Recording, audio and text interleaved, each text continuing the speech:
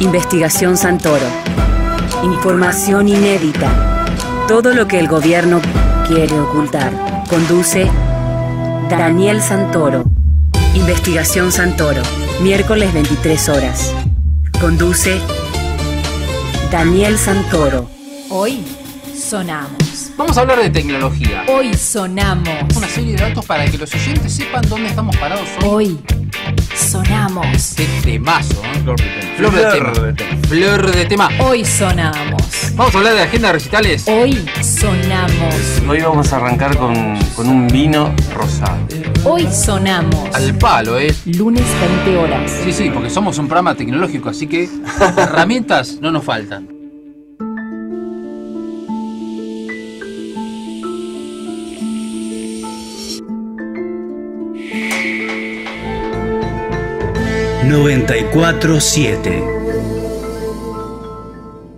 Diseños inmobiliarios agitados. Domingos, 20 horas Buenos Aires, 19 horas Miami, Santiago de Chile, 18 horas México, Distrito Federal. Nuestro servicio se especializa en las relaciones interpersonales y nuestros principios están basados en la experiencia como diseñadores de interiores. Siendo nuestra premisa como brokers inmobiliarios, solo se vende lo que se conoce. Brindamos un valor agregado en temas de reciclaje, diseño, refuncionalizaciones y arquitectura, tanto en viviendas, oficinas y locales, como en centros comerciales y hoteles. Siempre es bueno conocer quién será a cargo de nuestros deseos y expectativas. Por eso, comunícate con Ani Arari al 5-775-0410 o al 15-4945-6209. Si no, entra a www.araribienesraíces.com.ar.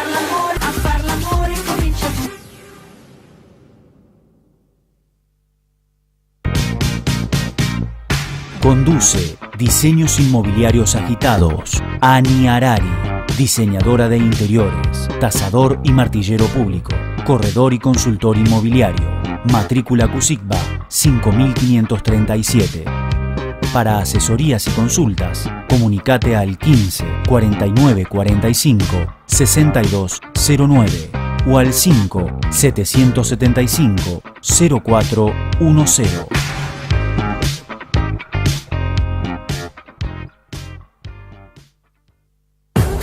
araribienesraíces.com.ar presenta Diseños Inmobiliarios Agitados, un programa destinado al ámbito de desarrollos inmobiliarios, construcciones sustentables, diseño y arquitectura, con un único objetivo: mejorar el hábitat y la calidad de vida de todos los ciudadanos. Diseños Inmobiliarios Agitados, con la conducción de Ani Arari.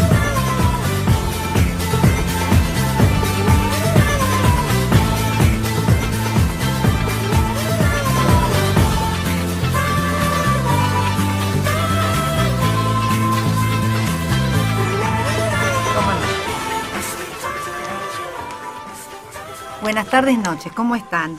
Nuestro programa número 70 y hoy la verdad que estoy con 3 personajes únicos, pero les voy a dejar una intriga, les cuento.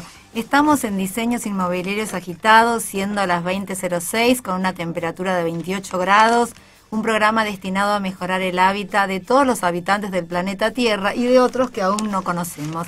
Va con nuestros 4 parámetros: arquitectura, desarrollos inmobiliarios, interiorismo y construcción sustentable. Ya saben que nos encuentran en Facebook, en Diseños Inmobiliarios Agitados, en Twitter de Agitados, y nos acompañan en Diseños Inmobiliarios Agitados, Manifiesto Interiorismo Inmobiliario de la calle Humboldt 2160, que si quieren hacer alguna compra van a tener un descuento muy grande. Solamente se tienen que comunicar con la producción 154-9456-209. Y además nos acompaña también en Diseños Inmobiliarios Agitados el licenciado y arquitecto Carlos Alberto Churba, especialista en el tema de innovación y también en el tema de creatividad.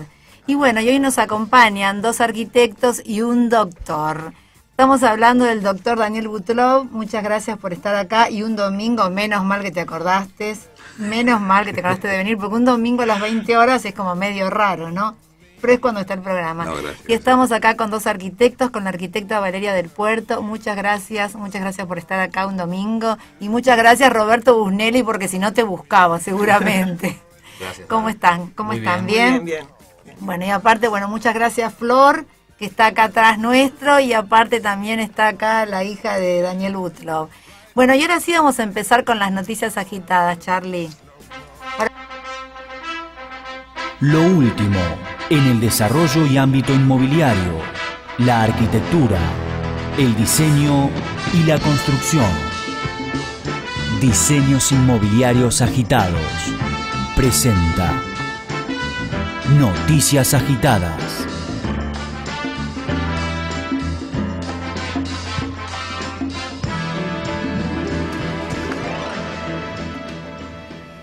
Bueno, y te cuento las noticias agitadas.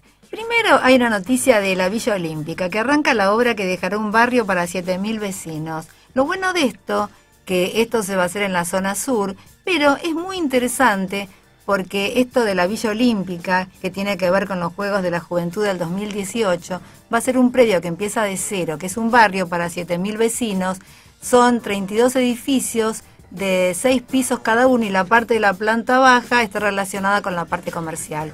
Y le ganamos a dos países, digamos a Glasgow, que tiene que ver con el Reino Unido, y también a Colombia, por el tema que esto empezaba de cero y después lo iba a seguir el Instituto de la Vivienda para poder dar con créditos blandos. Esto me pareció muy interesante. Y después les quiero leer una nota que dice un personaje que es muy interesante, que estamos hablando de Freire, que dice que es un desafío conceptual enorme, resumió el ministro de Modernización, Innovación y Tecnología, Andy Freire, de quien depende la unidad de proyectos especiales que se encarga de la organización integral, y estamos hablando que es una gran oportunidad para trabajar en 3 ejes: juventud, innovación y desarrollo del sur. Me parece interesante poder entregar todo este tipo de viviendas, si realmente se va a hacer en tiempo y en forma, porque van a ser viviendas nuevas y que no son solamente que se van a hacer y van a quedar ahí como pasa en otros lados del mundo. Y seguimos con las noticias agitadas, porque tenemos varias.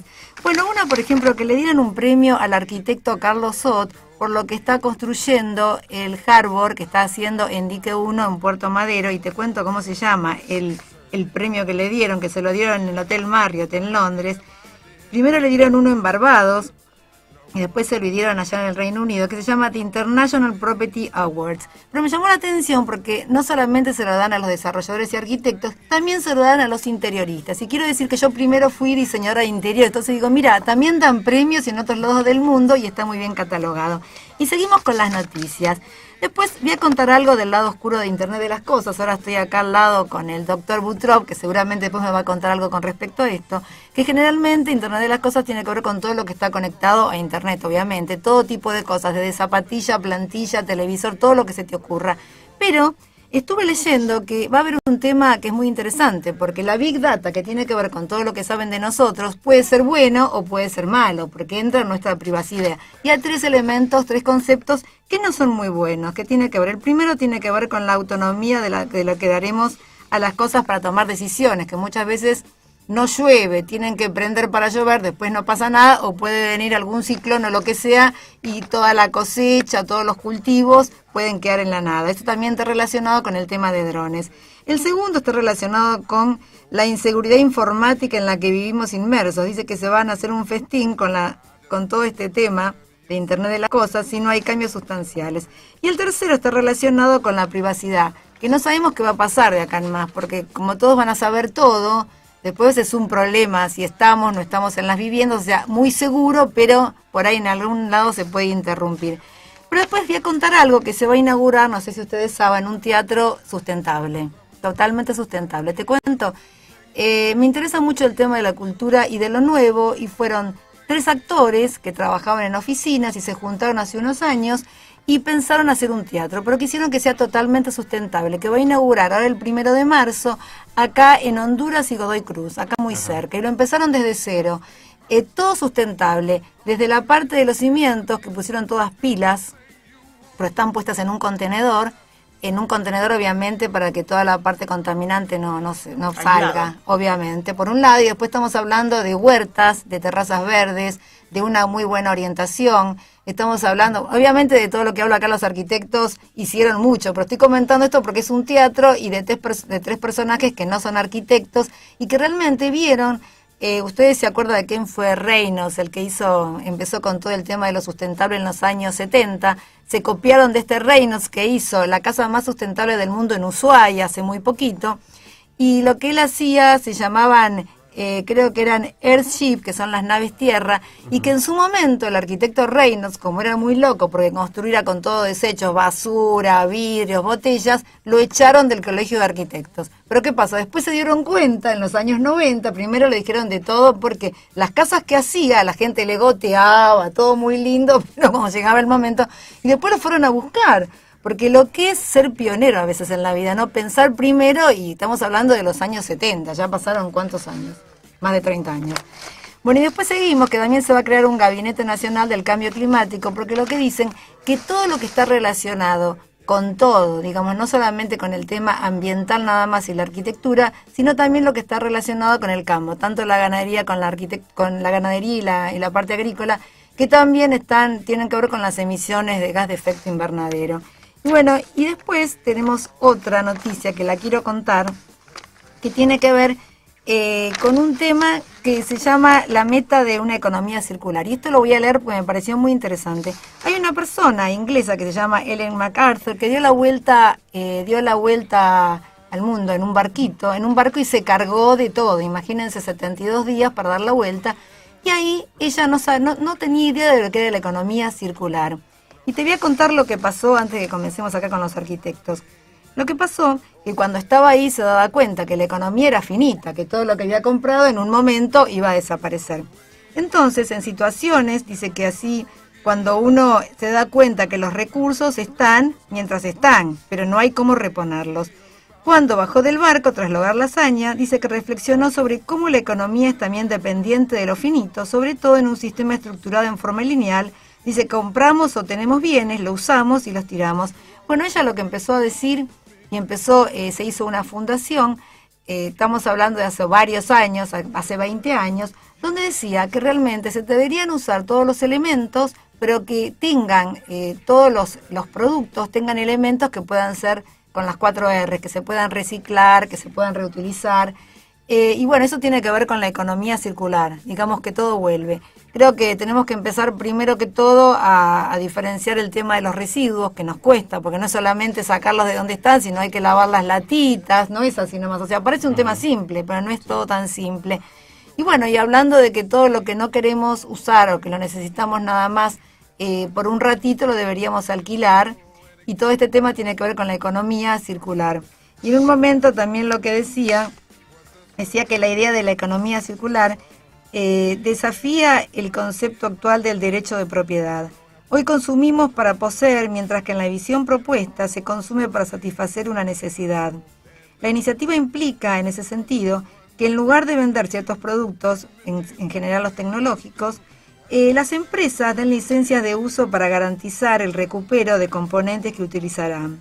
Bueno, es una consigna diferente, pero yo todo esto lo aprendí más que nada cuando invité a alguien que es una periodista que se llama Marcela Bach, que está en un tema que se llama el Plan C, y ahí me empecé a ver qué tenía que ver con toda esta economía colaborativa, que antes no sabía lo que era y ahora hasta hay una aplicación que se llama Amigos, que vos podés alquilar cuando viajas a cualquier lado del mundo, podés alquilar un amigo para que te enseñe la ciudad. O si no, como en China, que en China alquilan novios. Porque nosotros viajamos con la Sociedad Central a China y lo que pasó que si vos tenés más de 30 años te dicen la sobra. Entonces, para que los padres no tengan problemas, alquilan, y eso que se llama Amigo, que es algo nuevo, lo están usando más que nada en China. Entonces alquilan por un día, por 2 días, y es carísimo, Te puede llegar a costar como $1.100, Buena te idea, aviso. la verdad que no se me ha ocurrido. No, eso es ¿Amigas nuevo. alquilan? Generalmente son hombres, porque como todas las chicas se alquilan, pero se alquilan, por ejemplo, perdón. O sea que el 2012, Sí. la primera que empezó a hablar de lo que ella decía en ese concepto era consumo colaborativo, era una inglesa que se llama Raquel Bostan, que en la feria Ecoville, que es una feria que se hace todos los años en Londres, que es la feria de construcción más importante del mundo en términos de sustentabilidad, ella hablaba del tema del consumo colaborativo, que tiene que ver y directamente impacta con los patrones, con el cambio del paradigma de patrón de consumo que vamos a tener que tener de acá en adelante, ¿no? Digamos, todo esto que hablábamos antes del programa de la tecnología, los cambios tecnológicos, impactan directamente en los patrones de consumo. Y lo que ella planteaba, una serie de experiencias que ella como consultora hizo en la ciudad de Londres, que tienen que ver con regenerar activos que no están en uso. Por ejemplo, ella, junto con su consultoría, asesoraron a una empresa que a través de internet alquila el auto tuyo. O sea, ya sé, bueno, viste que si está... vos tenés todo el auto la semana parado en tu casa, exactamente, lo te leí. alquilan tu auto, ¿no? Claro, todo lo que no usás, porque si no lo tenés parado, vos lo alquilás. Lo que pasa es que hay que ser como muy... Yo tengo que estudiar esto, porque hay que ser muy despojado. Para mí me es difícil. Hay que cambiar totalmente. Y porque cómo uno se relaciona con las cosas. Sí, o sea que la cosa es una cosa, nada más. ¿Viste? No tenés como que apropiarte de la cosa. Y es interesante. El desapego, ¿no? El desapego, tengo eso lo tengo pendiente totalmente. Después, no sé, ahora vamos a empezar hablando acá. Hay una experiencia que por ahí al doctor le interesa, que ¿cuál? Ella detectó, en la ciudad de Londres el 80% está constituida por pequeñas casas. Sí. ¿No? Que tienen un patio adelante y un patio atrás. Sí. El patio delantero, hay una legislación muy fuerte para el mantenimiento y con multas altísimas para la gente que no los mantiene. O sea que eso es un gasto para el dueño. Claro. Y por otro lado hay un montón de gente en la ciudad de Londres que le gustaría cultivar sus hortalizas. Las huertas. Entonces armaron una plataforma que se llama Landmark. Me encantó. Que ya tiene más de 200.000 transacciones, donde los vecinos ceden ese patio delantero, hay gente que viene y cultiva. Y después se lo lleva. Y lo que es interesante, que le decía, que por ahí es interesante el doctor, que esto generó un problema con el fisco inglés, porque es un canje, o sea, no hay transacción monetaria. Y el fisco inglés estuvo viendo la forma de qué manera, porque como había un profit virtual, me imagino. de qué manera podían... Y pudieron adaptar, no pudieron cobrar ningún impuesto por esa transacción, pues una transacción. Digamos que esa huerta es nada más que para la gente que va y lo cultiva, ¿no? Sí. No es para el dueño de la casa. Es para el dueño de la casa y para la serie. No hay hecho imponible. Lo comparte. Exactamente. ¿Qué? No hay hecho imponible.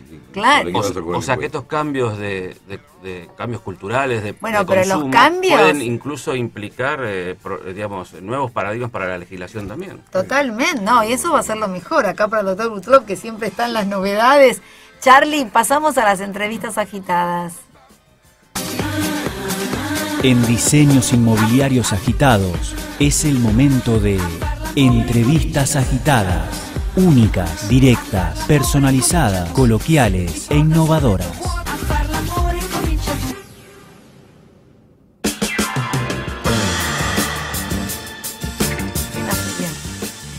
Bueno, y ahora vamos a empezar con las entrevistas agitadas. Voy a presentar primero acá al doctor Daniel Butrop, que bueno, realmente es una eminencia y tengo varias preguntas para hacerle. Hablando de los cambios en el código, ¿me vas a contar algo? Los cambios en el tema de compra-venta de inmuebles, del código, no sé, yo estuve pensando de un código de habitabilidad, estuve pensando en inventar una cédula de habitabilidad nueva, estuve pensando en un registro de la primera ocupación.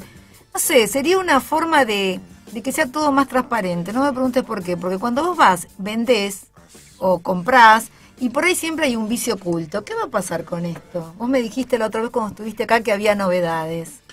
Con respecto... Sí. Bueno, mira, cambió absolutamente todo.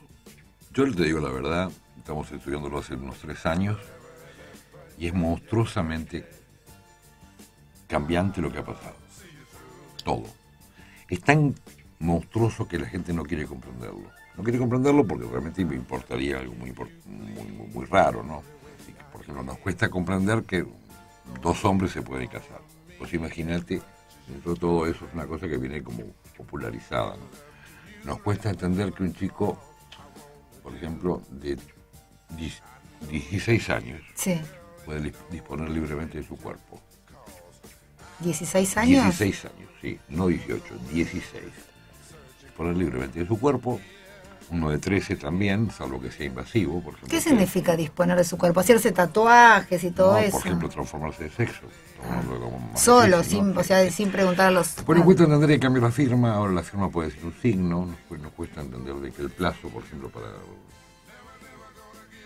repeler un producto que había venido envasado, como los productos que vienen envasados para los arquitectos, es 3 días. 3 días. Nos cuesta entender que no hay más responsabilidad subjetiva, o sea, a partir de ahora sos culpable hasta que demuestre lo contrario. Al revés. Sí, al revés. Por el simple hecho de ser un profesional liberal.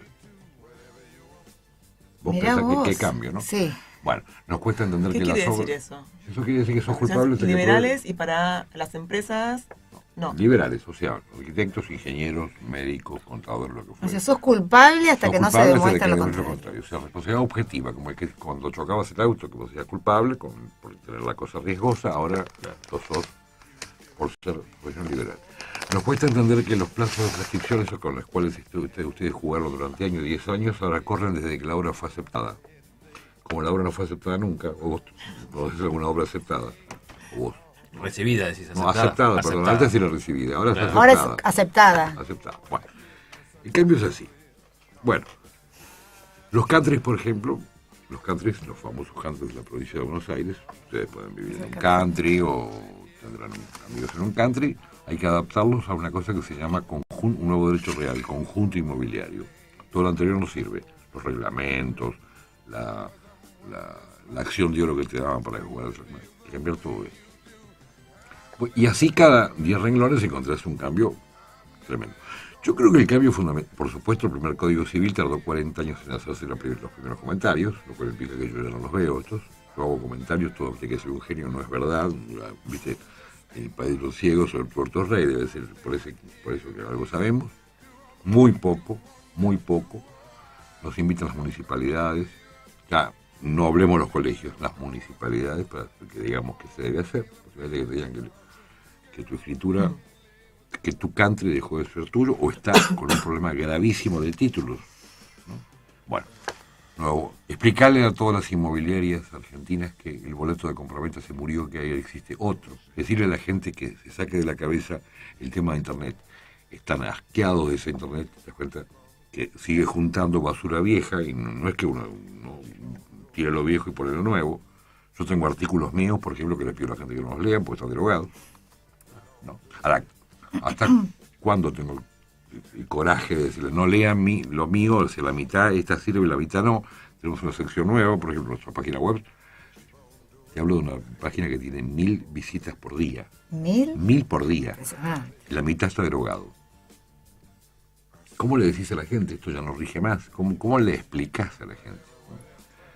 Contratos. ¿Cómo le explicás a la gente que los contratos de larga duración estás obligado por ley a adecuarlo a la nueva legislación?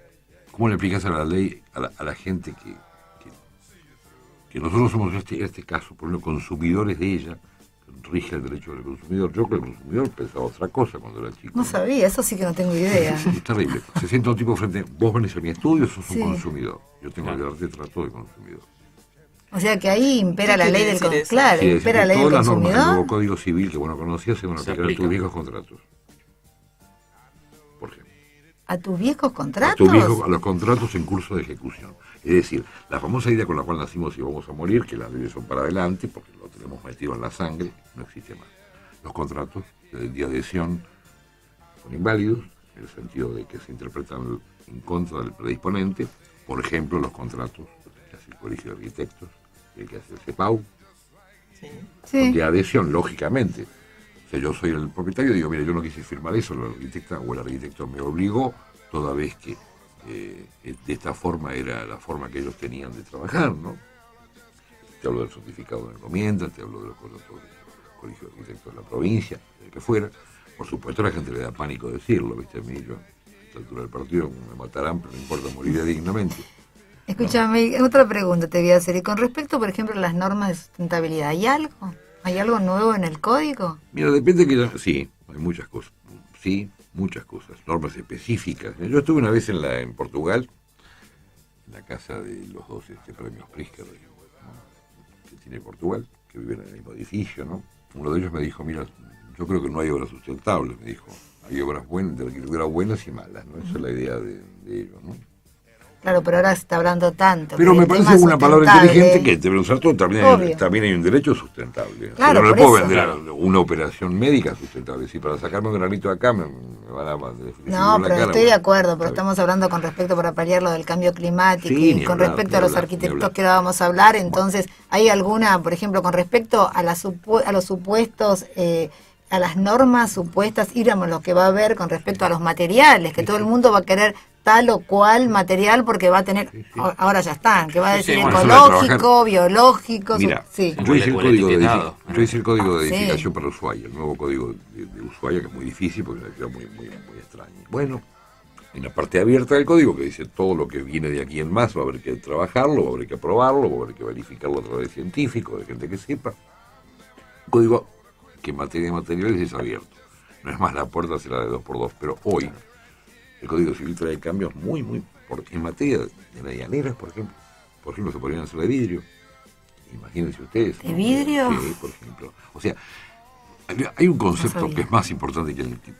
Se sustituye la legalidad por la razonabilidad. Ese es el criterio.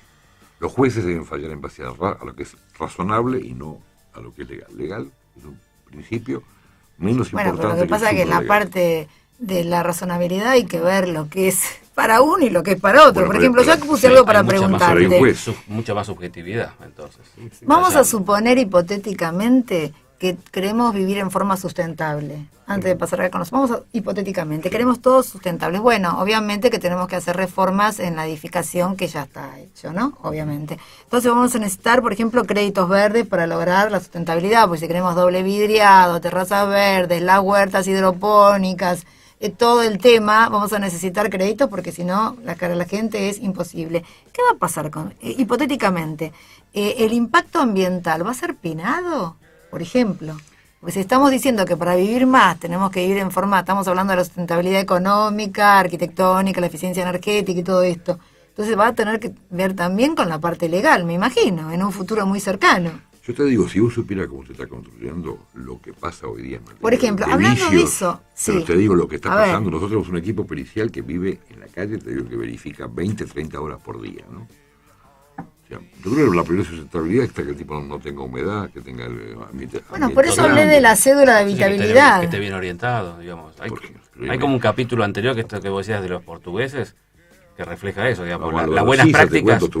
Las buenas prácticas es el principio sustentable por excelencia. Después vendrán todos los aditamentos tecnológicos. Totalmente de acuerdo. Pero las buenas prácticas es la base, ¿no? Un balcón que no te desagota, humedades permanentes. Pero eso va a estar penado, por ejemplo, después o ahora con el tiempo, por ejemplo, con respecto a defensa al consumidor, pero hoy ¿no? También, oíme, les voy a dar un ejemplo extraordinario, la ruina, a favor de ustedes, yo digo a ustedes los arquitectos, sí, la ruina, los vicios ocultos se le extienden a los que participaron en la compraventa, a las inmobiliarias. Los participan. La ruina. Tu ruina es la que te perseguías vos de chica con los 10 años de responsabilidad, ahora también forma parte de las inmobiliarias. Las inmobiliarias, por supuesto, si son inmobiliarias, tranquilo. Ahora, claro, si son intermediarios, claro. Le dicen, usted, no, yo solamente me ocupé de la intermediación. No, usted se ocupó de hacer el proyecto, juntar la plata para el fideicomiso. Administrar la obra. Bueno, claro, además usted si es que administró, por ahí quizás vendió nada más. Participó del negocio. Es parte del negocio. Es responsable, entonces, como cualquiera, por ruina, por defectos. Bueno, pero está bien, porque si vos firmas algo y la persona va y le compra una inmobiliaria, va a tener que ser responsable. Pero viste, por ejemplo, que en Estados Unidos, cuando alguien vende, van las señoras o lo quien sea y verifican que esté todo bien. Por ejemplo, yo conozco una persona que tenía que vender en la Florida y lo que le pasó fue que no pudo vender hasta que no cambió todos los aires acondicionados, por ejemplo. Entonces eso tiene que ver con el registro de habitabilidad, que vos sepas que eso tiene el registro. ¿Viste cómo va a pasar con los coches acá en Capital, que ahora es en provincia? Que vos tenés que llevar tus coches para que esté en óptimas condiciones. Bueno, por eso te lo pregunté, me parece algo bueno para todos. La provincia de Buenos Aires ya está rigiendo hace varios años un código de arquitectura sustentable, ¿no? Sí, pero se está ejecutando. No. Desparejamente, en algunos municipios más que en otros. La ley de transmitancia térmica 13.059 que tiene 12 años. Esa tiene 12 años. ¿12 años? 12 años. Y el decreto que lo reglamenta, que lo hice yo, a pedido del gobernador Scioli, que es el 1030 del 2010, todavía no está en aplicación. habla de la ley de transmitancia térmica. Y no se aplica desde la municipalidad para registrar los planos. Dicen que no. No se aplica. No. En la provincia de Buenos Aires no hay casi... En San Isidro están aplicando algunas partes del código. Bueno, lo que pasa es que para eso tenemos que cambiar. Vamos a tener que cambiar todos como para poder vivir mejor. No hace falta leyes ni decretos, hace falta por la cultural. Totalmente. La ley de transmitancia térmica, estamos hablando, la ley de la provincia de Buenos Aires, que está reglamentada, te digo, porque hice yo hace 6 años. Es el decreto 1030 del año 2010. Bueno, si queremos vivir en forma sustentable, estamos hablando de aislamiento acústico, aislamiento térmico y todo el tema. La ley del vidrio seguro en Capital Federal, por darte ejemplo, cualquiera, ¿no? Sí. Pero hay que bancárselo, ¿no? Sí. O sea, una ley que establece, escucha, si en él la memoria descriptiva del proyecto no figura de la forma de limpiar el vidrio, la culpa del accidente la tiene el arquitecto. Entendemos, ¿no? La ley. No van a... eso? Bueno, eso no firmen, entonces. No importa. No, está bien. No importa. Igual, mira, a pesar de todo, los arquitectos valientes siguen construyendo, haciendo. Por suerte, y haciendo muchos proyectos. Una obra muy importante, la obra ¿cómo se llama? Victorio Kirchner, la que hizo el Centro Cultural Claudio Ferrari y Daniel Becker. Y la hizo Daniel Becker, que estuvo acá. Estuvo acá Daniel Becker, sí. Bueno, yo te digo, ¿qué metraje tiene? No sé, una barbaridad. Como 150.000. Son amigos, 150.000 metros. Por eso que yo hablé con ellos, son amigos míos de que éramos muy chicos, qué sé yo. Le dije, qué coraje, ¿no? Pero qué bueno que a pesar de todo, no les importe nada y sigan construyendo. Y cuántas posibilidades de error y no importa, no ser igual. Y salió hermoso, además. Y es un orgullo para la Argentina. Sí, totalmente. Pero vos sabés que el otro día pasé caminando, hablando de la transmitencia, se dice transmitencia, lo que va transmitancia. Bueno, hablando del centro, vos sabés que el otro día pasé caminando, era un día de mucho calor, y noté que hay problemas, porque viste que uno tiene que tratar de que tenga aislamiento acústico y térmico, obviamente adentro, pero que no salga para afuera. Yo pasé caminando y sentía todo el calor. Digo, está adentro del edificio hacia afuera. Yo estaba afuera. Yo pasé caminando por afuera, digamos, justo por afuera del edificio, y sentía un calor. Digo, esto para el cambio climático no está bueno. Los arquitectos que están acá no pueden hablar, deja que hablen de ellos, que es más interesante, ¿no? Vamos a hablar ahora. Ayer vi un programa por televisión que se llamaba Horrores de Cálculo. Por la televisión privada, no sé qué canal, 450. Horrores de Cálculo. Con H, ¿no? Horror. Me pareció raro. Mostraron un programa, el edificio lo hacen en Londres, divino, hermoso. ¿Y qué pasa? Pasa que hacen huevo frito en el auto que está estacionado en la puerta del edificio. Es el último proyecto que hizo Viñola. Sí. Yo lo vi en el programa Horrores de Cálculo. Ahora la pregunta es... Terrible. Parece que derritió un auto. Creaba 110 grados. ¿En serio? El reflejo del sol pegaba. Eso me lo comentaron. Yo voy a contar algo, igual voy a empezar acá con los arquitectos. Yo quiero contar, no, pero yo lo voy a comentar. Vos sabés que, no sé si a ustedes les pasa cuando pasan en coche por, digamos, por el sur, digamos, están todos los edificios vidriados, ¿no te pasa algo en la vista? Como que por ahí no te va a derretir, pero que no hace bien. Y yo creo que todo eso se tendría que tener en cuenta. Bueno, vamos a pasar ahora con los arquitectos. ¿Lo habías visto eso vos? Sí, claro. Hay un documental de National Geographic. Lo pasaron en un canal, Horrores de Cálculo. Terrible. Cuéntales. Bueno, pero una cosa interesante del código, digo, las experiencias que uno va conociendo de afuera, que por ahí no es que sean mejores, sino que se han ido aplicando anteriormente acá. Todas estas cuestiones de transmitancia y de pérdida de energía están vinculadas al consumo y al pago de la factura final. O sea, aquellos en España y en Londres, sobre todo, los edificios tienen un coeficiente de consumo energético. O sea, vos cuando aprobás una obra, en Londres especialmente, te sacan un coeficiente de consumo energético. Entonces, de acuerdo al consumo que tiene ese edificio, paga más o menos impuestos también. O sea que hay como una cosa... Claro, pero el problema lo tenemos en el medio ambiente. De la disciplina, es una mirada más amplia, ¿no? Vos me vendés un departamento que consume demasiado y vas a juicio por vicios ocultos. Ese es el espíritu. Sí, o que tengas pérdidas energéticas. Claro. Totalmente. Con una electricidad que costaba 15 pesos. Claro, hoy está... No importaba, ¿viste? Hoy va a cambiar. Va a cambiar bastante ahora. Sí. Bueno, voy a hablar acá con los arquitectos. Bueno, Roberto Busnelli, muchas gracias por estar acá, y Valeria del Puerto. Bueno, la pregunta va a ser para los dos, porque hoy los arquitectos están en el centro de la escena. Hablamos de diseño, calidad del hábitat, calidad de vida, cambio climático. que afecta a todo, nuestro presente, pero más que nada nuestro futuro. Entonces quiero saber cómo construimos hoy, qué lugar tiene el diseño, porque creo que es una estrategia. A la manera de construir, pesa más el diseño, pesa más la parte sustentable, es un matrimonio que puede ir parejo. Empezamos por las damas. Bueno, yo creo que un edificio inteligente es distinto al que se imagina uno en general cuando se habla de un edificio inteligente. El edificio inteligente que uno se imagina que se habla en la calle es una torre de vidrio que es igual en todo el mundo, la misma torre acá en China, en Londres, en Estados Unidos. Y yo creo que es algo muy distinto. Un edificio inteligente tiene que ver con otra cosa, digamos, con que la sabiduría, por ejemplo, de las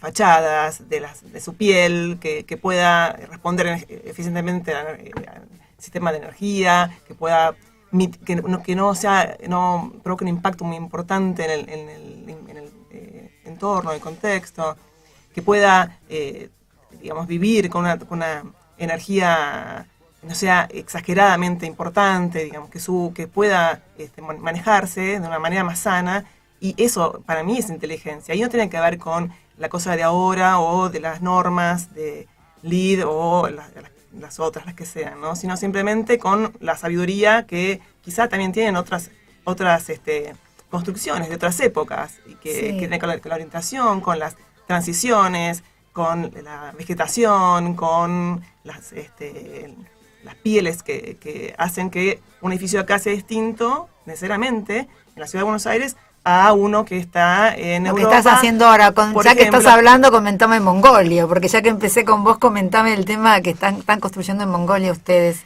Un hotel y también un edificio corporativo, ¿verdad? Sí, el hotel finalmente se cambió el programa y es un edificio de viviendas. Pero me encantó porque era uno negro y uno blanco, puede ser que leí. Sí. Me encantó como la idea. Claro, la idea era hacer un edificio negro y uno blanco. Uno es de viviendas y hotel, y otro corporativo, hotel, banco y oficinas. Uno negro y uno blanco. Sí. Y revestidos en ladrillo. Eran muros muy importantes. O sea, por el tema del frío, porque... Del frío y del calor, porque en invierno llegan a ser, 40 grados bajo cero, y en verano hacen 30 grados sobre cero. Entonces hay que responder tanto al frío intenso como al calor del verano, con la misma respuesta, digamos, ¿no? Sí. Entonces los muros son muros muy gruesos, como de 70 centímetros, y y además de otra serie de cosas que tuvimos que estudiar, digamos, cómo se comporta, porque también hay un tema de sismo, porque también hay es muy seco el aire, entonces también tenemos que ver cómo que tuvieron que hacer toda una investigación. Claro, sí. Y eso es lo interesante, ¿no? Cuando uno puede pensar para otra forma, no solamente el de la contexto, caja, sino también la forma de vida de la gente es absolutamente distinta. Eso también es parte de la respuesta que tiene que dar un edificio, ¿no? Que el habitante se sienta que está en su casa, ¿no? Y que si viene gente, por ejemplo, de Argentina a trabajar en Mongolia, no se sientan como que están invadidos por alguien que no les entiende, que no les comprende. ¿Cuáles fueron las diferencias que encontraste en trabajar acá en la Argentina o en Mongolia? ¿Cuáles fueron algunas diferencias o más o menos es lo mismo pero en distinto lugar, dependiendo del contexto, de la vegetación, del clima? Y la diferencia sobre todo me parece que es el tema de la relación con el cliente, el vínculo con el cliente, porque también hicimos una obra, por ejemplo, que ahora está en construcción en San Juan, que es la Escuela de Música de San Juan, para la Universidad de San Juan. Es un concurso de San Juan, Argentina. San Juan de acá. Que también tiene sus particularidades, es un contexto muy distinto de la ciudad de Buenos Aires, pero tiene esa cosa es Argentina de todas maneras, claro. Es distinto en cuanto al tema del sismo, del clima, pero el vínculo con el cliente es algo digamos, como siempre, es algo como lo más cotidiano que uno conoce, ¿no? En cambio, con Mongolia es bastante particular, ¿no? Bueno, por ahí con el tema de internet. No es solamente el idioma, es la manera de dibujar, es la manera de construir, la forma en que piensan. Creo que es también un tema es complicado entenderse y lleva un tiempo extra. Claro. Es un esfuerzo extra, digamos, el entenderse, que el otro entienda lo que uno quiere y al revés también, seguramente. Y vos, Roberto, contá. Sí, dale. Qué interesante a qué llama ella edificio inteligente, lo que uno tiene en la cabeza que cree que edificio inteligente, el que tiene muñequito, que hace todo solo. El que hace todo solo, que uno aprieta un botón. Claro, totalmente. Me parece muy, muy brillante. Sí, a mí me parece, yo coincido también, a mí me parece que este tema de lo sustentable me parece que también se ha transformado mucho en moda y me parece que en ese sentido hay que tener mucho cuidado. A mí me parece que lo básico de la sustentabilidad no es la especificidad ni la tecnología. Me parece que lo básico tiene que ver con volver a las buenas prácticas. Hoy los arquitectos hemos dejado de preocuparnos por los coeficientes de transmitancia térmica de los muros que hacemos en los edificios. Hay un montón de materiales que ayudan a mantener las energías de los edificios que construimos. El entorno y el lugar, el sitio es fundamental, o sea, la orientación. O sea, me parece que las buenas prácticas para mí es la base de una... Y eso garantiza gran porcentaje para que una arquitectura sea sustentable. Después están todos los aditamientos y los avances tecnológicos que son bienvenidos, pero me parece que es un error querer empezar por ahí. Me parece que hay que empezar por otro lugar y después recurrir también en base a la oferta local. Nosotros desde la región nuestra tenemos otra mirada también del problema porque tenemos soluciones que son ancestrales, que pueden ser siendo aplicadas. Nosotros ahora estamos haciendo una bodega en Mendoza. Quiero que me cuentes. Donde también, como en San Juan, tenés una amplitud térmica en el verano, por ejemplo, en el día de 30 grados. Entonces, si vos producís una ¿Estás haciendo un hotel también ahí? No, estamos haciendo una bodega. Pero si vos producís una arquitectura que pueda justamente tomar el frío de la noche y manejarlo durante el día, con principios muy básicos de ventilación pasiva y de cálculos de muros y básicamente disposición de materiales, elegir buenos materiales, los materiales que se necesitan para que esa energía sea retenida durante el día. Y materiales del lugar, obviamente. Y materiales del lugar también, es otra cosa interesante. Por ejemplo, muy interesante. La huella de carbono es un tema que acá está ausente en la discusión local, ¿no? Digamos, que es un tema muy presente del exterior. Muy presente. Tenés que utilizar siempre los productos del lugar, jamás irte de acá a la China para traer algo que lo puedes tener acá. Y que afuera está derivando incluso ya en el etiquetado energético de los materiales, que en algunos países se está avanzando en la legislación sobre esos temas. O sea que es un para mí, yo lo que quiero rescatar es que es una mirada, me parece que hay que, nosotros a pesar de ser arquitectos, me parece que hay que mantener una mirada más global del problema. No ir al fotovoltaico o ir a... Me parece que ese vos podés... sería el chiquitaje. No, vos podés llegar a eso, pero me parece que antes tenés que mediar y reflexionar de una forma mucho más general el proyecto que estás haciendo, ¿no? ¿Y cómo fue tu acercamiento a Tokio? Contame. Porque acá tenemos Mongolia, tenemos Tokio, somos... Sí, eso es un acercamiento más académico. Sí. Ya bueno, pero estuviste allí. Sí, 2 veces fui invitado a hacer unos workshops justamente de evitar la emergencia. Tienen que ver con los japoneses a partir del tsunami y del terremoto. Ellos, todo lo que sea investigación académica en el área de arquitectura e ingeniería está volcado a mitigar y a paliar situaciones de tsunami. Sí. O sea que el tema de evitar la emergencia para ellos es un tema... ¿El tsunami tuvo que ver con toda la parte nuclear o...? Y sí, de Fukushima, que todavía incluso hay poca información, digamos, se maneja públicamente poca información. Y vos sabés que hay gente que le gusta hacer los viajes de catástrofe, porque van a hacer ahí alrededor donde pasó todo, que es una cosa rarísima, van a hacer hoteles, divertimentos, todo, porque hay gente que le gusta el turismo catástrofe, se llama así. No se rían, es así, te los voy a leer, turismo catástrofe, perdón, te interrumpí, te interrumpí porque hablaste de eso. ¿Y cómo fue tu acercamiento entonces en Tokio? ¿Cómo fue el workshop? Y el workshop básicamente fue, nosotros aplicamos una propuesta en la Universidad de Ciencias de Tokio para una beca que da la Japan Foundation, que es la fundación que se encarga de ayudar a las universidades japonesas para poder llevar invitados y hacer intercambios. Sí. Y básicamente nosotros veníamos haciendo un trabajo acá en la Universidad de Buenos Aires, en el asentamiento de la Villa 20 en Lugano durante muchos años, y lo que les propusimos fue cruzar la realidad del ciudadano de la Villa 20 con la realidad del ciudadano que acaba de sufrir un tsunami. Para nosotros la hipótesis era que ese mismo ciudadano estaba en el mismo sistema, en el mismo nivel de desprotección. A ellos les pareció muy interesante la comparación de esos dos fenómenos. Y bueno, hicimos un workshop allá y después hicimos un workshop acá también con estudiantes japoneses que vinieron a Buenos Aires. Aquí también. Y estuvimos en la Villa 20 y la verdad fue muy interesante porque fue un trabajo académico, por supuesto, que produjo algunos proyectos que vamos a tratar de llevar adelante, pero digamos... ¿Allá y aquí o aquí? Allá y acá. Pero, ¿en Tokio? Sí, en Tokio y acá en Buenos Aires también. Ahora estamos haciendo algo similar en San Martín, con la Universidad de San Martín. ¿San Martín de los Andes? No, San Martín acá, provincia de Buenos Aires.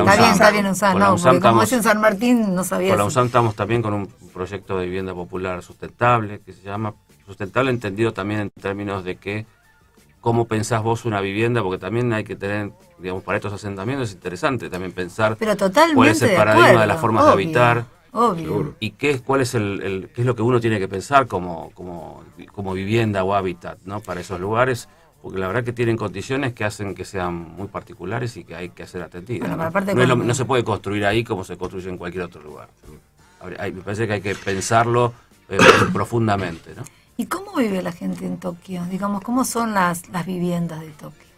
Y bueno, las viviendas, yo sé que, no sé, sí. Tengo entendido que en pleno centro de Tokio, digamos, hay como cuchetas, porque parece que la gente vive, no sé, a 2 o 3 horas y va y duerme en el centro donde trabaja. No sé si es correcto. Sí, hay parte de esa tradición.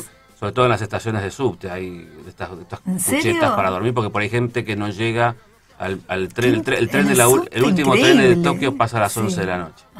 Muchas veces por ahí hay gente que se pierde ese tren, ya no tiene tren hasta la mañana, entonces para no irse hasta la casa y volver, duermen en esos lugares y después vuelven, ¿no? Pero... Fíjate qué interesante, ¿no? Uno se pregunta por qué es responsable un arquitecto, ¿no? Desde otro punto de vista más elevado. Yo creo que soy un juez. Yo creo que si yo fuera arquitecto, siempre me imaginaría que voy a poder responderle a un juez. Entonces, un juez le preguntaría, dígame usted por qué hizo ese sistema de ventilación. A ver, denme una explicación. Ante una explicación razonable, con la que porque el comitente le está diciendo seguramente gastó el doble, es malo, es perverso, ¿no? Bueno, ante una explicación seria, inteligente, que sería la que habría que volcar en la memoria descriptiva. Claro. No las pavadas que decir, ¿no? Se partió el punto de vista, esas cosas así, la guitarra, ¿no? Una explicación científica como la que le acaba de dar, me parece perfectamente bien, se comprende, soluciones bien fundadas, académicamente, con citas, una costumbre que han perdido los arquitectos, citar quién lo dijo, ¿no? Sí, ¿no? Es verdad. Neuffer, por ejemplo, tiene 50 páginas, las primeras dedicadas a la arquitectura legal que nadie leyó. Neuffer, el libro Neuffer es el libro más destacado de la arquitectura de todos los tiempos, ¿no? Pero ante me parece un excelente ejemplo de qué bueno usarlo para no ser responsable de nada, ¿no? ¿Qué puedo decir yo como juez ante un tipo que te da un fundamento como ese? O ella cuando dice que tiene que cubrir 70 grados de diferencia térmica entre la noche. No, en invierno y en verano. En invierno y en verano, bueno, sí, en no es invierno una y en verano. Térmica en el mismo día. Él hablaba de 30 grados en el día. Sí, en San Juan te digo, en Mendoza. En Mendoza, en la Universidad de San Juan. Sí. ¿Vos tenés de noche un frío? No, San Juan totalmente no. Yo digo que en Mongolia no son 70 grados en el día. Sino de invierno a verano, es terrible. Sí. Y contame, ¿estás haciendo una casa en Tandil? ¿Puede ser también ahora? Estamos haciendo una casa en Tandil también, sí. Es una casa, no un departamento, una casa. casa. Es una vivienda en las sierras, que también trata de aprovechar algunos conceptos sustentables que también tienen que ver con el diseño. Hay en la bodega también, por ejemplo, en el subsuelo de la zona donde estamos trabajando, que es el Luján de Cuyo, hay mucha piedra grande, entonces es muy difícil de remover. O sea que todos los diseños tradicionales de instalaciones de geotermia, que es para tratar de enfriar los edificios con el subsuelo, no se pueden hacer. Entonces, bueno, con los asesores que estamos trabajando, estamos diseñando, por ejemplo, una platea geotérmica, ¿no? Que es una forma de adaptar también a las condiciones del lugar, ¿no? También estás en Bariloche. Y también, bueno, ahora no tanto, pero hemos hecho obras en Bariloche. Hicieron también viviendas. También viviendas y un edificio en el centro de la ciudad, que es un apart-hotel ahora que funciona. Apart-hotel, sí. En Bariloche. En Bariloche, en San Carlos de Bariloche. Bueno, y sé que vos también hiciste la verdad que estuve leyendo todo lo que hace tu estudio, estuve viendo que hiciste en el microcentro un hotel totalmente sustentable. Claro, sí, hace unos años, ¿no? Sí, ya hace unos años, sí. Con Horacio Sardín, que es mi socio, y otros socios más. Me gustó mucho el diseño, me gustó mucho el diseño. No sé, lo voy a pasar a ver, porque me enamoré de la descripción que hiciste. Muchas veces uno cuando lee y cuando ve los proyectos, por ahí se enamora de una descripción, ahora quiero verlo. Claro, es un hotel que está en la calle Suipacha. Sí. En esa época Suipacha era una calle pasaban no sé cuántas líneas de colectivos y el tránsito. Ahora ya es peatonal. Ahora es peatonal, por suerte, pero en ese momento era muy importante que el hotel pudiera despegarse de ese clima, de ese barullo cotidiano. Entonces, nuestra idea fue hacer como una especie de tamiz verde con unos filamentos de acero curvilíneos donde se enredan unas plantas, están en cada uno de los balcones, y realmente es un tamiz que protege el edificio de los ruidos, de las vistas, porque además tampoco es muy lindo estar encima de la calle. Horrible. Entonces, justamente, tanto el frente como el patio y la cubierta, está todo es una especie de escultura verde. Esa fue la idea, ¿no? Como armar un oasis en el medio de ese lugar que es muy hostil, digamos, que no es justamente la idea de un hotel, digamos. La idea de un hotel es poder aislarse y quedarse y estar tranquilo, aislado del mundo, en ese oasis que nosotros pensamos, y bueno, quedó bien, quedó muy bien. ¿Silpache qué? Entre Santa Fe y Marcelo T. de Alvear. No, no lo vi. Es muy angosto, es un hotel. Sí, lo vi, tiene 5 metros, sí, estuve leyendo. Sí, es muy, muy, muy angostito, es muy particular. Y bueno, no solamente eso, sino un gran desafío. El piso, las maderas, son maderas justamente para cultivadas a tal fin. Está todo pensado como para justamente mitigar el uso de energía no renovable, para poder... Tanto los elementos de construcción están pensados como para apoyar esa idea, ¿no? ¿Y cómo piensan la ciudad del futuro? Ya que imagínate que la construcción es el principal consumidor de energía del mundo. Totalmente. Más que el transporte. Sí, sí. Bueno, están paralelos, me parece. Están ahí, ¿no? Más la construcción. Bueno, con respecto al transporte no vamos a hablar porque ya sabemos todo lo que se viene. Lo que vos decías que se van a alquilar los coches es obvio, porque realmente... Ya existe eso, ¿no? Vamos a usar... Uber y todo eso. Sí, los Uber, pero acá no. Acá no está permitido. Y también yo creo, viste que ahora va a salir un coche eléctrico, que lo están haciendo, digamos, dos personas que creo que tienen concesionaria, que lo están fabricando. Y ese va a tener máximo 2,50 m y va a ser totalmente eléctrico. Y yo pienso que eso mismo va a pasar como con las bicicletas, que los van a empezar a alquilar. Yo sé que en otros lados del mundo vos vas con tu tarjeta, lo apoyás, o sea, se supone que la persona que dejó en estacionamiento o en la calle ese coche porque ya no lo va a usar. Entonces vos apoyás tu tarjeta y te subís para no usar el coche, o sea que va a pasar exactamente lo que dijiste. Barcelona ya está haciendo. Esto que apoyás y te vas. No la tarjeta, sino el tema del uso de un auto. Porque son coches muy chiquititos, entonces como son tan pequeños... Pero todo esto lleva implícito un cambio de paradigma cultural muy importante, ¿no? Sí. Digamos, la industria automotriz va a tener que adaptarse a otra forma de concebir la industria automotriz, sí. O sea, es son un cambios tema muy profundos, ¿no? Ese De lo es que un hablábamos tema, hoy, sí. digamos, son cambios muy profundos, ¿no? Que generalmente además impactan contra intereses económicos, que ya están instalados y muchas veces preservados por legislaciones de estados, ¿no? Hay modelos de país que se organizan a partir de esos paradigmas de producción, ¿no? Y eso va a ser un tema. Por eso digo, ¿cómo se imaginan la ciudad? ¿Qué herramientas podemos pensar hoy para una ciudad del futuro? Porque se supone que como se diseñan las ciudades es como van a vivir las nuevas generaciones. Quizás antes no se tuvieron en cuenta cómo íbamos a vivir nosotros, pero creo que ahora es como que están planteados todos los temas como para poder hacer cómo sería la ciudad para el futuro, cómo sería diseñar hoy una ciudad, como qué paradigmas se tendrían en cuenta. No sé, pregunto. Y mira, el tema del uso eficiente de la energía va a ser un tema ya sin discusión, va a estar penalizado por los códigos de construcción, eso se Acá viene. va a estar el doctor Butlov con todo. Eso se viene, me parece, ya en otros todo países. Afecta, ¿viste? En otros países está pasando. Mira si Kodak hubiera sabido que a través de la fotografía del celular iba a fundir. O sea, nadie más compró una máquina de sacar fotografía. Tal cual. Hay cosas que... Hace poco estaba en Nueva York, fuimos a dar una conferencia ahora en abril, ¿no? Mi fantasía, yo quería un walkie-talkie. ¿Walkie-talkie? Claro. ¿Pero ahora o cuando fuiste? ¿Pero ahora? Ahora. Yo quería un walkie-talkie. ¿Para qué los de? Yo quería un walkie-talkie. Pero ahora lo encontré, debe ser 2,50. Sí, pero yo no había tenido uno de chico y era mi fantasía. Entonces salí por comprarlo en la Séptima Avenida. Es un negocio, me mira el tipo, me dice, ¿qué quiere? Me dice, un walkie-talkie. Me dice, tengo uno vidriera. No lo lleve. Dice, no, pero yo quiero uno. Te lo va a prestar nada más. Bueno, y te lo va a no prestar. dejé pasar un par de días. Cuando volví, no me hiciera el último, el dueño del negocio de no, los cambios de paradigma Un walkie-talkie que era la mala. Vos pensás tener un walkie-talkie en Nueva York y eras como el rey de la calle. Lo que pasa es que ahora los celulares realmente le cambiás los módulos y son maravillosos. Claro, al lado de WhatsApp, imagínate, ¿no? Claro. Ahora que tenés WhatsApp. Bueno, les quería hacer, nos quedan nada más que 4 minutos y les quería preguntar a los arquitectos, se van a reír por ahí de esta pregunta. ¿Cómo se podrían definir de acuerdo a las diferencias? O sea, ¿por qué yo elegiría el estudio acá de Valeria del Puerto o de Roberto Bunelli? Si nos reímos.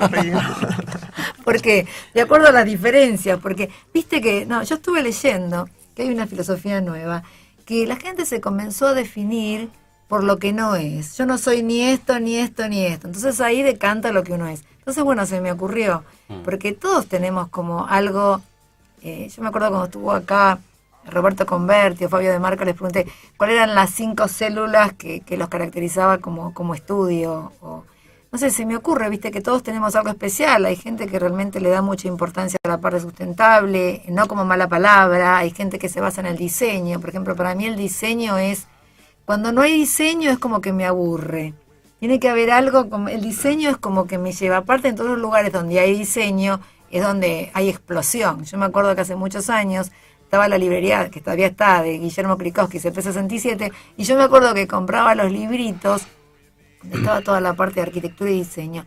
Y me acuerdo que mis hijos me decían, pero otra vez, digo, no, porque acá está la movida. Yo me acuerdo cuando fue en los años 90 en New York, que Philip Stark hizo los hoteles del Paramount y el Royal, que ahí estaba la movida.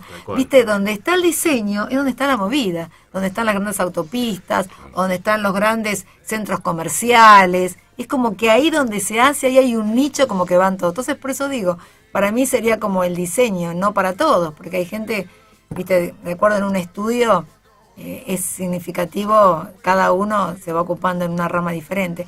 Pero se me ocurrió cómo sería, cómo se diferencian. Yo digo que es difícil la pregunta porque nunca se me ocurrió pensar en eso. ¿Qué nos diferencian los estudios? No entre ustedes, perdón, en general. No entre ustedes, no. Yo dije, raro.